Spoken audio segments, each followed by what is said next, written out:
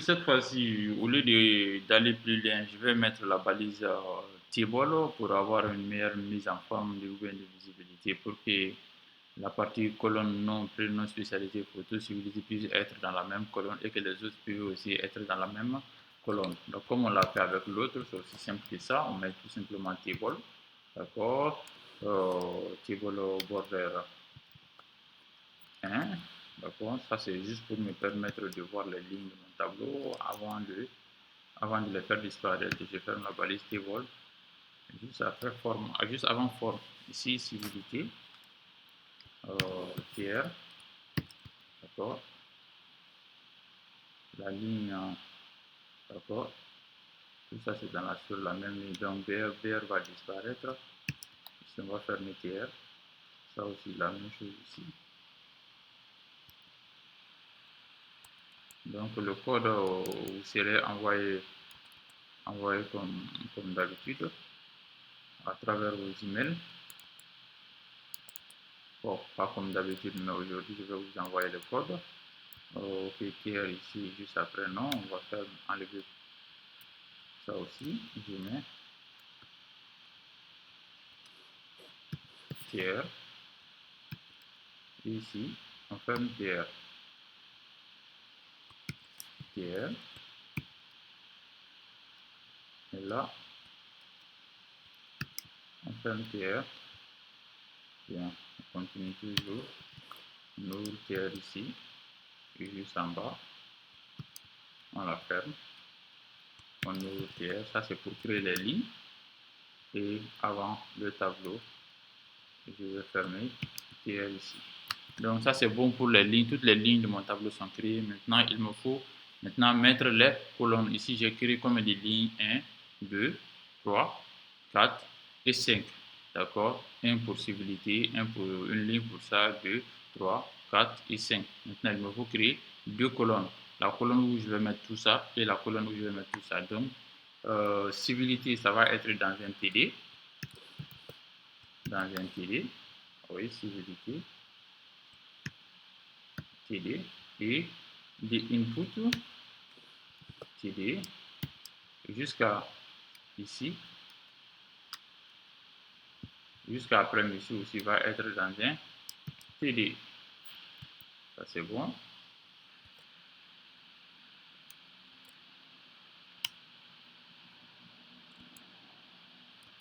Bien.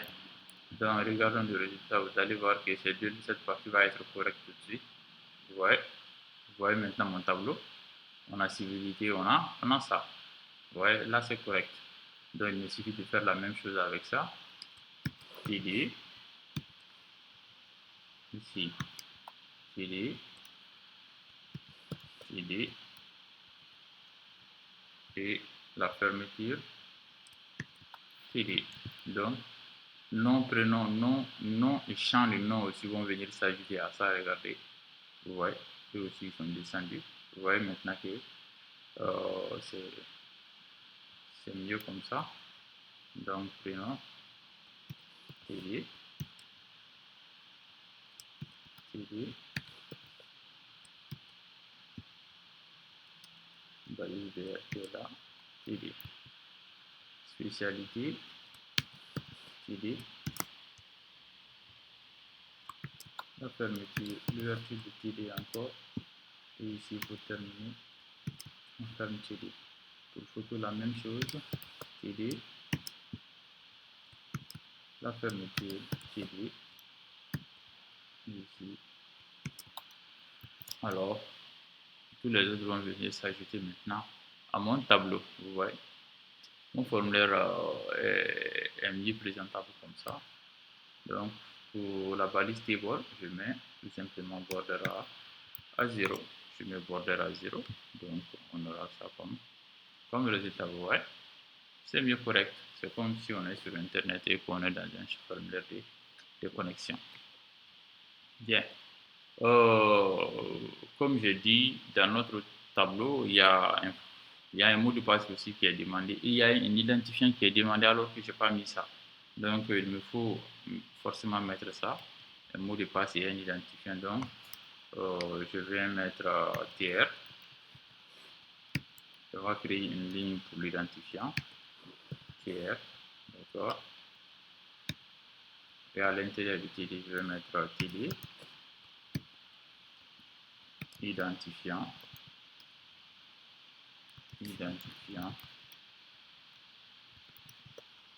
deux points, je vais faire un TD,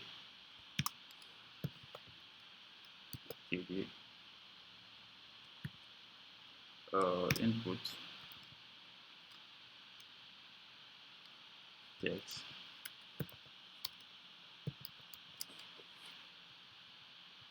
name, identifiant, ok, enregistré, vous voyez, et une ligne va apparaître ici pour me demander l'identifiant, vous voyez, et je vais mettre mot de passe, il me suffit seulement de copier-coller ça, copier-coller, mot de passe,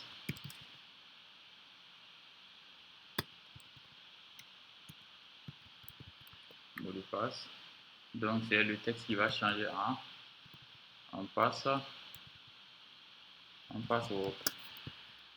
Donc ici je vais mettre password, d'accord, je vais mettre password, donc on va avoir une autre ligne supplémentaire, ouais, et le mot de passe va être là.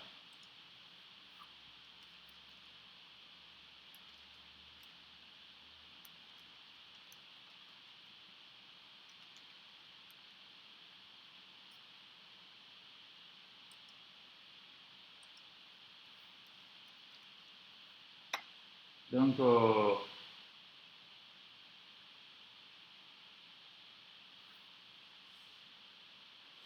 ici on va, vu que c'est la formule de connexion, je vais ajouter un autre. Alors je viens de copier ce bout de texte, ouais. On va demander à l'utilisateur de répéter son mot de passe, répétez votre mot de passe, d'accord.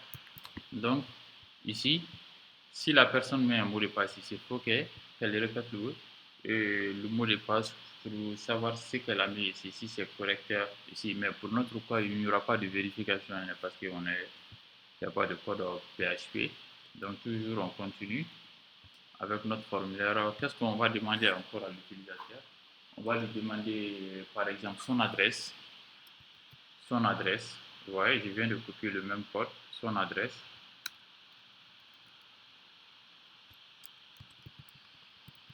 On va lui demander son adresse et ça va être un champ de type texte. Je vais mettre ici adresse. Vous voyez adresse, mais supposons que le champ de type texte que vous voyez ici, des fois le contenu est limité. D'accord, des fois le contenu est limité. Pour notre cas, on va changer de méthode. On va utiliser un autre type de champ. Qu'on appelle zone de texte. D'accord, on va changer de type. Ça, on appelle zone de texte qui est définie par text area. Text area, ça veut dire text area comme ça. Text area qui va être l'adresse. D'accord, text area. Donc, regardez comment ça va être. Vous voyez un peu text area. C'est comme ça, plutôt. Et excusez-moi, c'est pas input, plutôt, c'est le champ de texte même qui s'appelle text, text area, comme vous pouvez voir ici. Vous voyez, text area, c'est ça le champ de texte. Et à l'intérieur, on va faire passer comme paramètre, le nom, comme on l'a fait avec les autres, name, adresse, d'accord. Et je vais utiliser l'attribut raw, donc text area. Allons regarder d'abord le résultat. Allons regarder le résultat d'abord. Vous voyez, et un champ de texte texte, une zone de forme de texte ARIA, ça donne un gros champ de texte où on peut mettre plusieurs informations. Par exemple, quelqu'un qui habite à Lafiabougou, la personne peut dire à Lafiabougou, secteur 1, rue 229, porte 72, Bamako, Mali, toutes ces informations. D'accord? Donc, au texte ARIA, on a ça. Je peux mettre, par exemple, on va faire passer comme paramètre rue 150 et boîte postale, par exemple, boîte postale. Ouais, donc ça va me donner un truc comme ça. D'accord? Un truc comme ça. Donc pour ça, RAW, je vais mettre RAW ici qui va me le faire en deux lignes. RAW 2. Ouais, c'est déjà le cas. Donc on continue. On continue. Toujours le même bout de code. Je vais mettre le numéro de téléphone.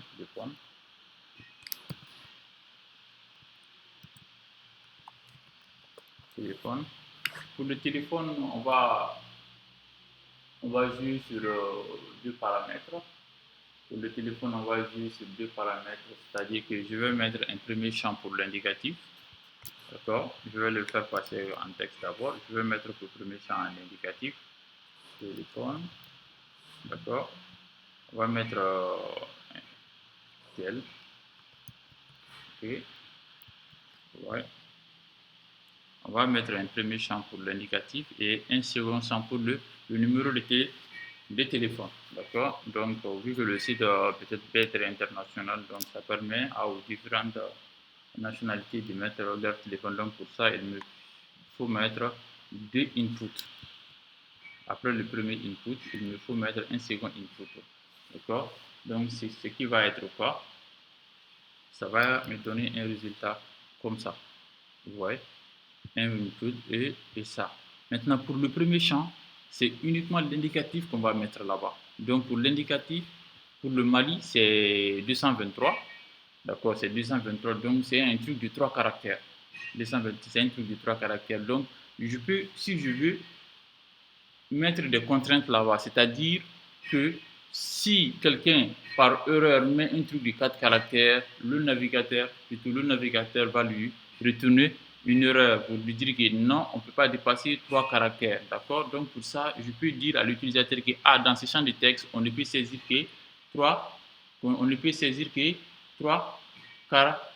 caractères. Donc, pour ça, je peux mettre l'attribut max, c'est-à-dire pour le nombre maximal de caractères qu'on peut saisir dans ce champ, ça va être max length, ça va être 3 seulement.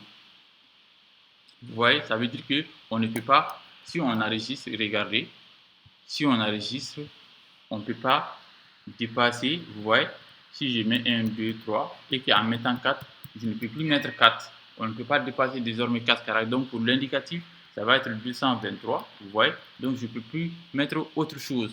Maintenant, j'ai aussi la possibilité de diminuer la taille, c'est-à-dire la taille de ces champs de texte ici. Pour ça, alors je lui dis tout simplement que le nombre de caractères que ce champ aussi peut montrer, c'est un truc de soit de 3 caractères, soit de 4 caractères. Donc pour ça, je retourne dans le code pour mettre quoi? Pour mettre l'attribut size. Regardez l'attribut size, comme vous pouvez voir ici. Je mets tout simplement la valeur 4 par exemple. Si je mets la valeur 4 et que j'enregistre, regardez bien qu'est-ce que ça va me donner. Ça va me donner comme résultat, vous voyez, le nombre de champs de texte va diminuer. Si je mets 1, 2, 3, vous voyez, je ne peux pas dépasser ça. Alors que j'ai mis dans le code que je peux mettre que 3 caractères et je lui ai dit de me montrer la taille pour l'espace de 4 caractères. C'est pour ça qu'on peut remarquer qu'il y a un petit espace vide ici.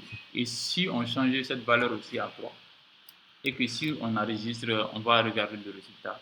Vous voyez, là, on ne peut plus les. Vous voyez maintenant ça. J'ai 3 caractères, je ne peux mettre que 3 caractères qui est visible. Alors, pour le numéro de téléphone, on va appliquer la même méthode. Pour le numéro de téléphone au Mali, c'est un truc de 8 caractères.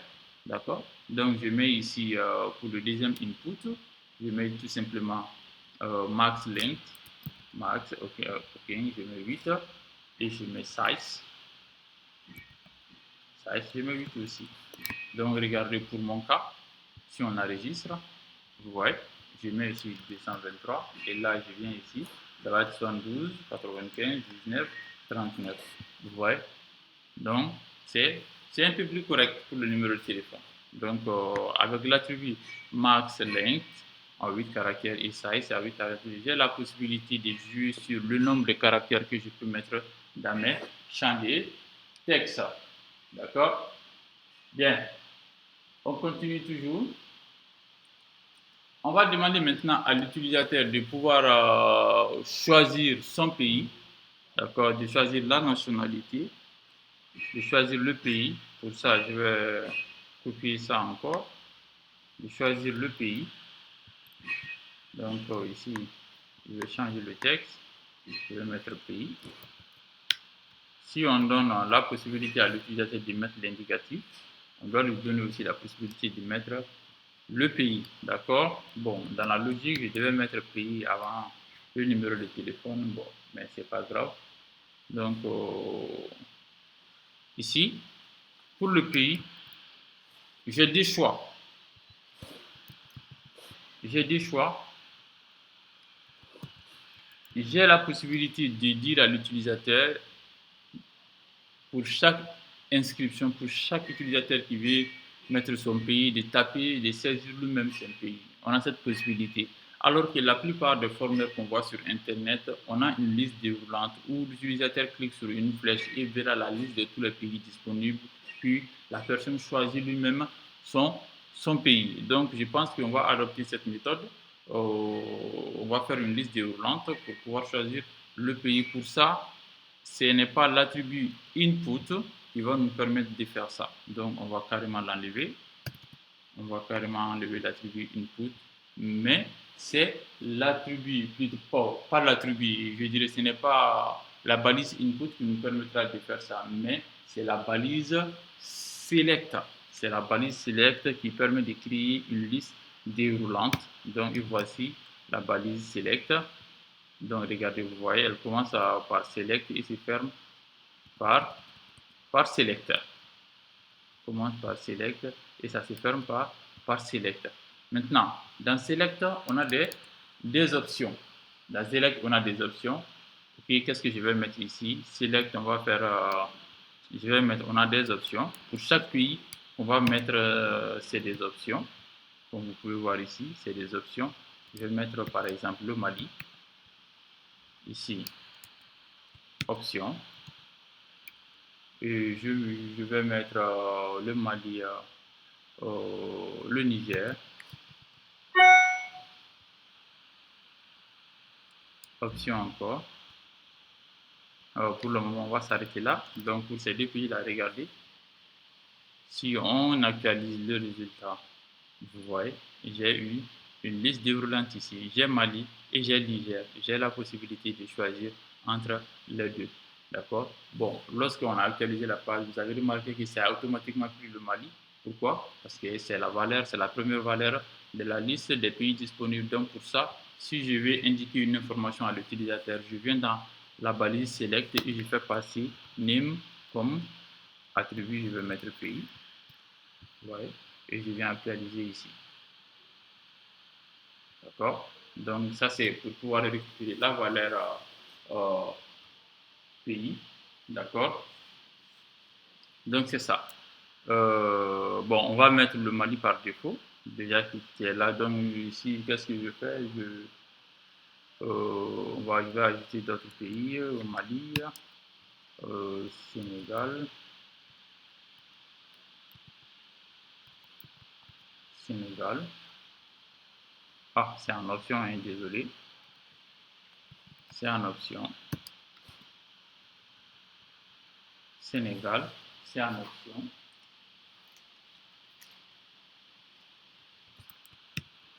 C'est en option. Après le Sénégal, on va mettre option encore. La Côte d'Ivoire. Bon. Ghana. D'accord. Bien. Donc, si j'actualisais, Ouais, j'ai la liste de ces pays-là. Alors, je peux lui dire de mettre par exemple le Sénégal comme par défaut. Alors, il me suffit seulement de mettre Selected ici. Regardez, si je mets Selected ici, Sénégal. Si je mets Selected ici, regardez le résultat. Vous voyez, la valeur par défaut va être Sénégal. Donc, mais c'est à moi de changer le reste pour pouvoir faire la liste de rang. Donc, pour ça, il me suffit seulement de mettre le nom de tous les pays. Pour ça, on peut venir sur Internet. Je mets menu de roulant. Menu de roulant. D'accord. Liste, liste des pays. Donc, au lieu de s'asseoir soi-même et de remplir tout, tout ça. Donc, directement, on peut avoir ces résultats-là sur Internet pour avoir directement la liste de tous les pays. Il nous suffit seulement de faire un copier-coller. Je viens sur Google, menu déroulant, avec liste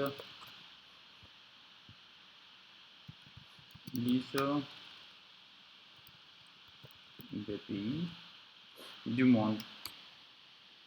Liste des pays du monde. Là voici, ok, ça c'est comme ça, ça va être fatigant. Je vais mettre HTML, menu déroulant.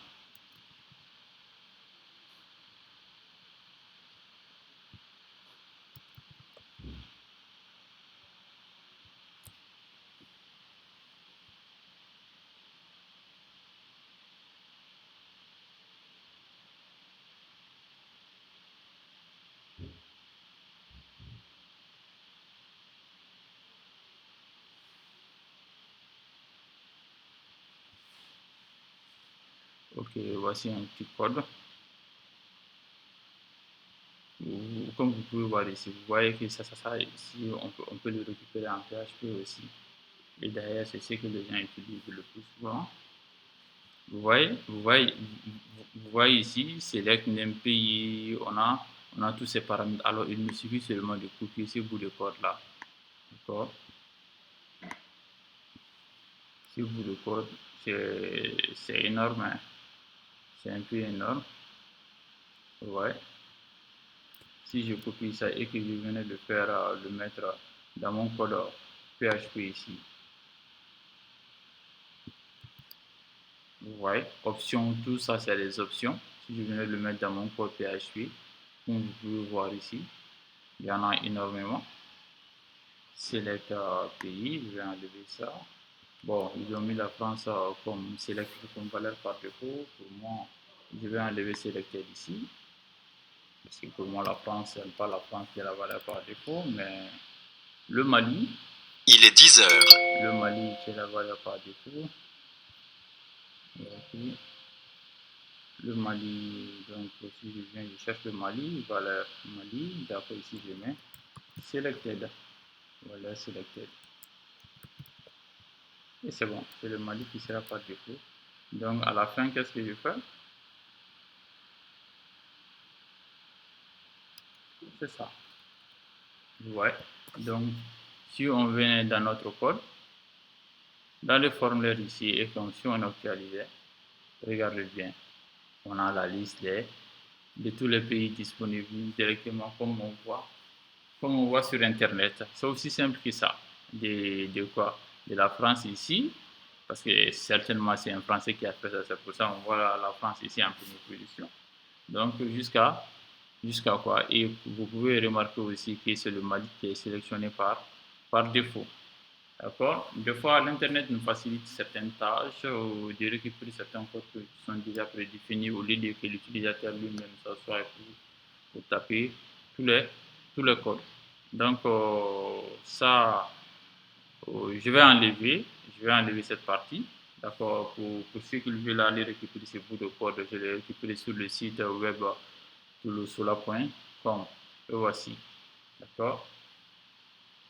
Donc, je vais enlever ce bout de code, sinon ça va être trop d'informations pour notre site, pour notre cas.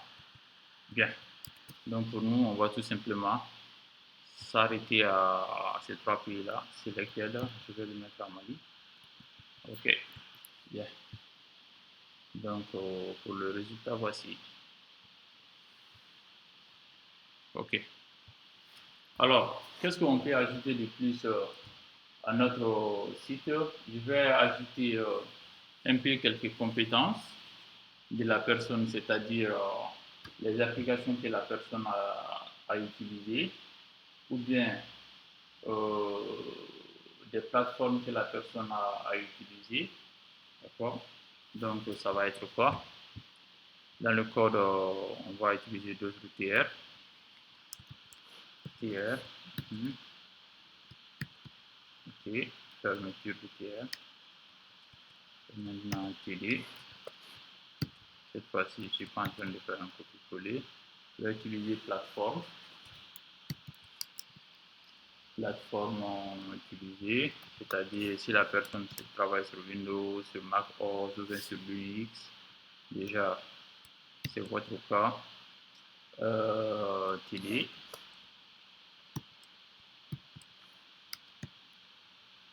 Ici on a les 3 plateformes Windows, Mac OS et Linux. Donc pour ça, je vais utiliser la même chose qu'on a utilisé pour Civility. Donc on va copier Civility. Donc c'est quoi? C'est input ici, plateforme ici, on va avoir quoi? Valeur, ça va être Windows à la place de madame. Windows. Mademoiselle, ça va être Mac OS. Mac OS. Et ici, mademoiselle, Mac OS. Et monsieur, ça va être Linux. Bon, je vais mettre Unix. Il va prendre en compte toutes les distributions de Unix. Unix. Donc, regardez le résultat. Enregistrer, CTRL S. On va voir le résultat. Vous voyez, ici, j'ai le choix entre ça. Mais contrairement à la possibilité où quelqu'un, par exemple, qui utilise ces 2 plateformes, ne peut choisir qu'une seule option ici. Supposons que si moi, je mets Windows, je ne peux plus utiliser Mac OS ou bien mettre Linux.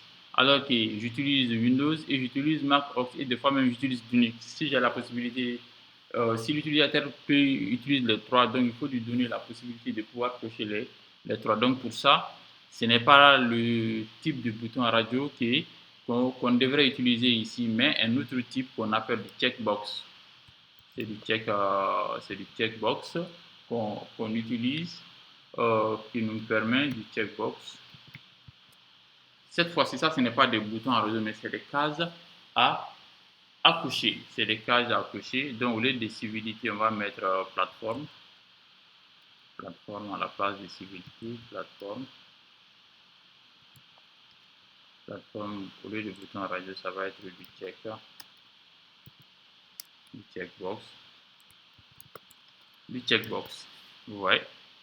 Enregistrer. Donc, si je venais actualiser, vous voyez, au lieu de que ça soit des cercles, maintenant c'est des rectangles. Je peux utiliser Windows et utiliser Mac aussi à la fois et utiliser Unix. Donc j'ai la possibilité de cocher ces valeurs-là. D'accord? Donc voici un peu en grosso modo notre formulaire. On peut ajouter autant d'autres paramètres que possible. Mais l'essentiel c'est ça. J'ai la possibilité de pouvoir jouer sur la taille du formulaire. Aussi, j'ai la possibilité de dire à l'utilisateur quel type d'information on peut mettre dans le champ de texte. Ça, il faudra que j'utilise le code PHP, sinon ce ne sera pas possible. Et là, j'ai ça. Bien. Voici en grosso modo les informations d'un formulaire utilisé dans un code HTML. Bien.